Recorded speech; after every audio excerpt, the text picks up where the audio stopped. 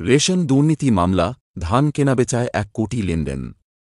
অরণ্যভবনে ED অভিযানে উদ্ধার নথি। অরণ্যভবনে ইডির তল্লাশিতে উদ্ধার ধান কেনাবেচার নথি।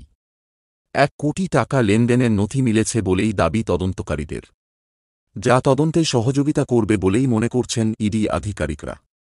রেশন দুর্নীতি মামলায় জড়িত সন্দেহে অক্টোবর মাসে গ্রেপ্তার করা হয়েছে জ্যোতিপ্রিয় মল্লিককে।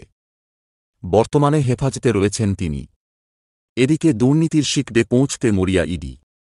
মঙ্গলবার দুপুর 1:07 নাগাদ অরণ্যভবনে যান ইডির আধিকারিকরা। সোজা চলে যান নতলায়। সেখানেই বনমন্ত্রী জ্যোতিপ্রিয় মল্লিকের ঘর। বনমন্ত্রীর ঘরে চলে তল্লাশি।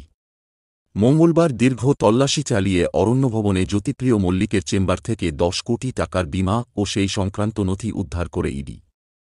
এছাড়াও বেশ কয়েকটি সম্পত্তির নথি মিলেছিল নামে ও বেনামে। অন্যের নামে কেনা হলেও তদন্তকারীদের অনুমান ওইগুলো বালুরই। এছাড়াও ৬০০টি স্ট্যাম্প উদ্ধার হয়। এবার প্রকাশ্যে আরও চাঞ্চল্যকর তথ্য। ইডি সূত্রে খবর, অরণ্যভবনে মিলেছে বেআইনিভাবে ধান কেনাবেচার নথি, যেখানে প্রায় ১ কোটি টাকা লেনদেনের হদিশ মিলেছে বলে খবর। পাওয়া গিয়েছে একটি চুক্তিপত্র। জানা গিয়েছে এই ধান কেনাবেচার সঙ্গে যোগ মিলেছে বাকিবুরেরও। উদ্ধার হওয়া এই নথির সূত্র ধরেই রেশন দুর্নীতির আরও একাধিক তথ্য মিলতে পারে বলে মনে করছে তদন্তকারীরা।